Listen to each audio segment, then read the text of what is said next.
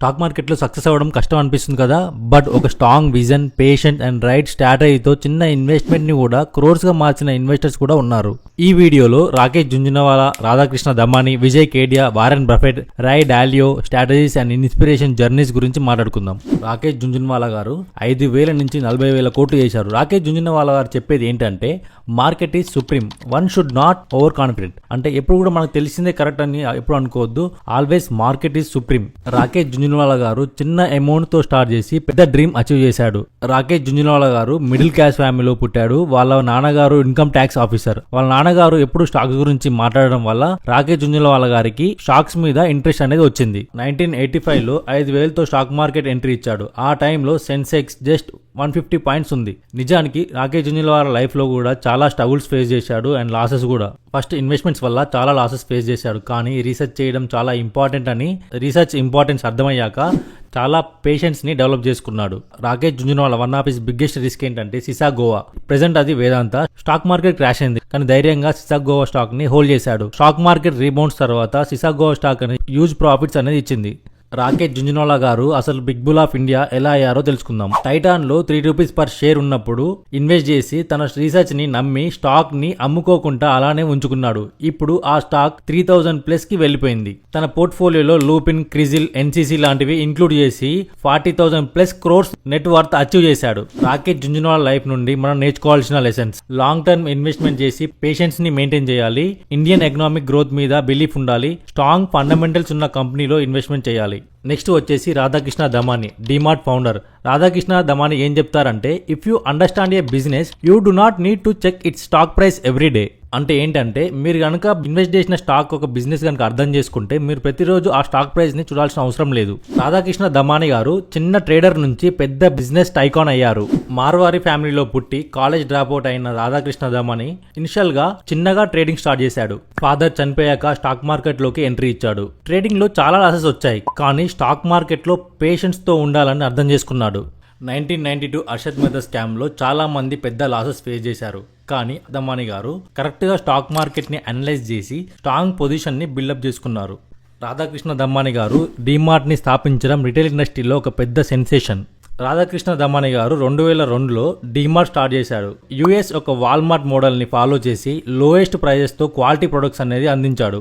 2017లో డిమార్ట్ ఐపీగా వచ్చినప్పుడు లిస్ట్ అయిన ఫస్ట్ రోజే 100% రైజ్ ఇచ్చింది. ఇప్పుడు రాకేష్ దమాని గారు 2 lakhs ప్లస్ క్రోర్స్ నెట్వర్క్ తో టాప్ ఇన్వెస్టర్ గా ఉన్నారు. రాకేష్ దమాని గారి లైఫ్ నుండి మనం తెలుసుకోవాల్సిన లెసన్స్ ఏంటంటే, వాల్యూ ఇన్వెస్టింగ్ చేసిన క్వాలిటీ స్టాక్స్ ని హోల్డ్ చేయడం, కన్జ్యూమర్ డ్రివెన్ బిజినెస్ లో ఇన్వెస్ట్ చేయాలి, simple and disciplined financial approach అనేది ఉండాలి. నెక్స్ట్ వచ్చేసి విజయ్ కేడియా. 10,000 తో స్టార్ట్ చేసి ఇప్పుడు క్రోర్స్ లో సంపాదిస్తున్నాడు. విజయ్ కేడియా గారు ఏమంటారంటే, if you want to make big money in the stock market you need patience and vision. అంటే ఏంటంటే మీరు స్టాక్ మార్కెట్ లో లాంగ్ టర్మ్ లో మంచి ప్రాఫిట్స్ తీయాలనుకుంటే ఓపిక అండ్ విజన్ అనేది ఉండాలి. విజయ్ కేడియా గారు తన లైఫ్ లో కూడా చాలా స్ట్రగుల్స్ ఫేస్ చేశారు. స్టార్టింగ్ లో మనీ ఉండకపోయేది, ఎలాంటి సపోర్ట్ ఉండకపోయేది. విజయ్ కేడియా గారు స్టాక్ బ్రోకింగ్ ఫ్యామిలీలో పుట్టినా బట్ ఇన్వెస్ట్మెంట్ చేయడానికి మనీ అనేది ఉండకపోయేది. ఫాదర్ చనిపోయాక 10,000 అప్పు చేసి మరీ ట్రేడింగ్ స్టార్ట్ చేశాడు. హెవీ లాసెస్ వచ్చాయి. లాస్ట్ కి వాళ్ళ మదర్ జ్యువెలరీ అమ్మడం వరకు వెళ్ళిపోయాడు. విజయ్ కేడియా గారి లైఫ్ కి టర్నింగ్ పాయింట్ ఎప్పుడు వచ్చిందంటే, ఎప్పుడైతే ట్రేడింగ్ నుంచి ఇన్వెస్ట్మెంట్ కి షిఫ్ట్ అయ్యాడో అప్పుడు అతని టర్నింగ్ పాయింట్ అనేది స్టార్ట్ అయింది. ట్రేడింగ్ లో ఫెయిల్యూర్ అవడం వల్ల లాంగ్ టర్మ్ ఇన్వెస్ట్మెంట్ ఇంపార్టెన్స్ అనేది అర్థం చేసుకున్నాడు. Atul auto, Cera sanitary ware, Aegis logistics లాంటివి పిక్ చేసి 1000% రిటర్న్స్ అందుకున్నాడు. ఇప్పుడు విజయ్ కేడియా ఇన్వెస్ట్మెంట్ వర్త్ వచ్చేసి 100+ క్రోర్స్. విజయ్ కేడియా గారి లైఫ్ నుంచి మనం తెలుసుకోవాల్సిన లెసన్స్ ఏంటంటే, చిన్న కంపెనీస్ లో పొటెన్షియల్ ఐడెంటిఫై చేయాలి, స్ట్రాంగ్ లీడర్షిప్ ఉన్న బిజినెస్ ని సెలెక్ట్ చేసుకోవాలి, పేషెన్స్ ని మెయింటైన్ చేయాలి అండ్ షార్ట్ టర్మ్ లాసెస్ కి భయపడొద్దు. నెక్స్ట్ వచ్చేసి Warren Buffett. Newspaper boy నుండి బిలియనియర్ ఇన్వెస్టర్ గా మారాడు. వారెన్ బఫెట్ గారు ఏం చెప్తారంటే, if you do not find a way to make money while you sleep you will work until you die. అంటే ఏంటంటే మీరు పడుకున్నప్పుడు కూడా మీరు డబ్బు సంపాదించే మార్గం కనుక మీరు చూసుకోకపోతే మీరు చచ్చిపోయేంత వరకు పనిచేస్తూనే ఉండాలి. వారెన్ బఫెట్ గారు చిన్నప్పటి నుంచే బిజినెస్ మైండ్ తో ఆలోచించేవారు.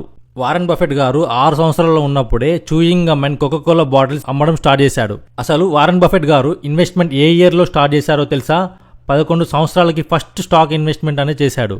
వారెన్ బఫెట్ గారి లైఫ్ లో కూడా ఫెయిల్యూర్స్ అండ్ రిజెక్షన్స్ అనేవి జరిగాయి.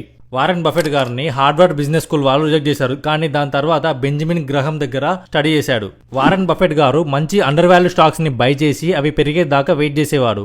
వారెన్ బఫెట్ గారి లైఫ్ లో బిగ్గెస్ట్ సక్సెస్ ఎక్కడొచ్చిందో తెలుసా?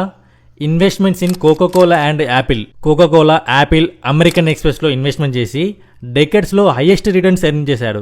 ఇప్పుడు వారెన్ బఫెట్ ఒక నెట్ వర్త్ వచ్చేసి 100+ బిలియన్ ఉంటుంది. వారెన్ బఫెట్ గారి లైఫ్ నుండి మనం తెలుసుకోవాల్సిన లెసన్స్ ఏంటంటే స్ట్రాంగ్ బిజినెస్ మైండ్ తో ఇన్వెస్ట్మెంట్ చేయడం, షార్ట్ టర్మ్ మార్కెట్ ఫ్లక్చుయేషన్స్ కి టెన్షన్ పడకుండా పేషెన్స్ ని మెయింటైన్ చేయాలి, ఫియర్ఫుల్ మార్కెట్లో ఇన్వెస్ట్మెంట్ చేయాలి, గ్రీడీ మార్కెట్లో ఎగ్జిట్ అవ్వాలి.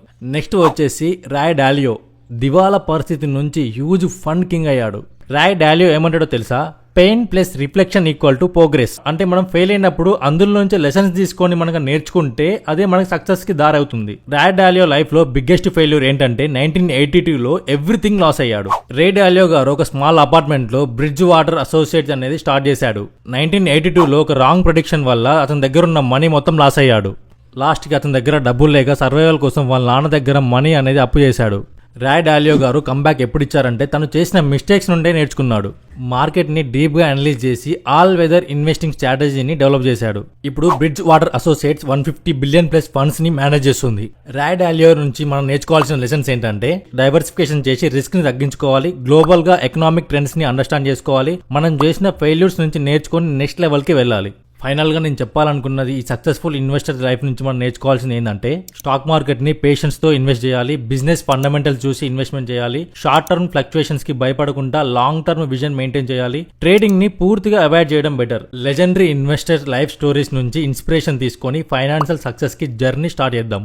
వీడియో చూస్తున్న ప్రతి ఒక్కరూ మన ఛానల్ని సబ్స్క్రైబ్ చేసుకోండి, లైక్ చేయండి, మీ ఫ్రెండ్స్కి ఫ్యామిలీ మెంబర్స్కి షేర్ చేయండి, మీ థాట్స్ని కామెంట్స్ రూపంలో తెలపండి. మీ సపోర్ట్ మాకు చాలా ఇంపార్టెంట్. Thank you. నెక్స్ట్ వీడియోలో కలుసుకుందాం. Until then stay tuned.